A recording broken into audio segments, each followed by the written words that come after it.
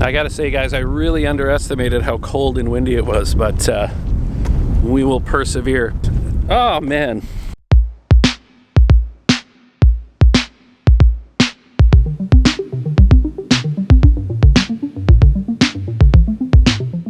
I'm back in America. I'm just across the line in Bellingham. I have some film to return. I got sent the wrong film, and anyways, I got to drive to America to send it back. Anyways, today I am going to be out and about with this camera right here. This is the Canon M5. Now, this is not a new camera. It's a couple of years old now, but it was kind of a camera that at the time that it came out didn't get a lot of love because it was lacking some features, didn't have 4K. The way the screen folds down is kind of weird. Like if you want to vlog with this thing, the screen folds down to the bottom. So if you have it on a tripod, that's completely useless. But I found it for an unreal price on Cyber Monday, so I picked it up, and I'm just going to end up flipping it. But today we're going to go out, take some photos, take some video. Everything you see from here on out is going to be on the M5, and it's just another one of those classic Scott videos that show you that you don't need the latest and greatest camera to create with. All right, so we've switched over to the Canon M5. I'm using the 15-45 kit lens, and I've got a Rode Video Micro on the top. I was filming with the Fujifilm X-A10 with just the internal mic, so if this sounds better or worse, I don't know. That's a reason.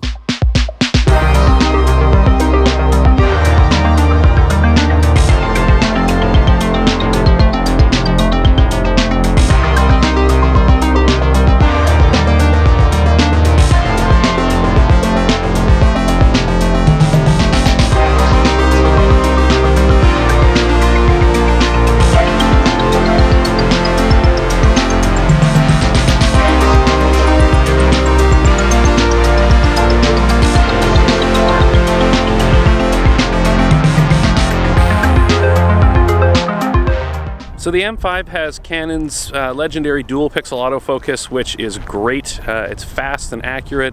It's really, really good for video, good for face tracking like we're doing right now. I don't mind the screen where it is because I find that when I look at the screen, it's not as obvious with the screen down below. It's just that when you use a tripod, it just is right in the way. So this thing will do 1080, 60. It also does 24 frames per second, which some newer Canon cameras don't do. They've gotten rid of HD 24 frames per second, which is really frustrating if anybody wants to shoot anything that looks cinematic.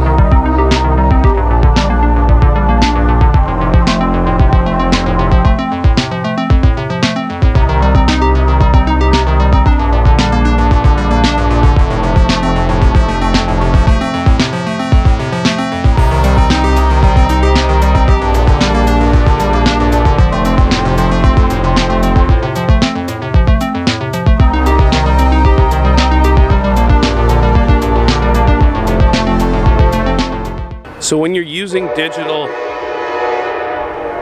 there's a train.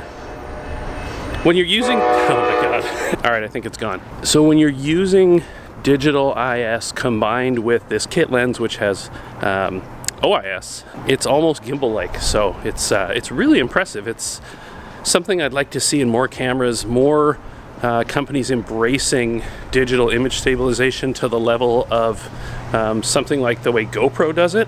I think this gets really, really close. In true Pacific Northwest style, the rain has come, so I'm gonna wrap this up. But the reason that I got this camera was because of how disappointed I was in the Fujifilm X-A7, and I wanted to see what other camera manufacturers were doing at this end of the price range. And I gotta say, this doesn't make the X-A7 look any better. Sure, this doesn't have 4K, but every other metric of this camera is measurably better.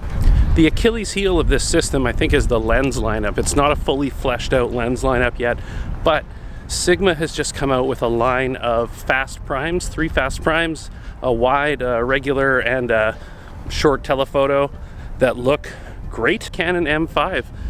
If you're looking for an entry-level camera, it's a good one.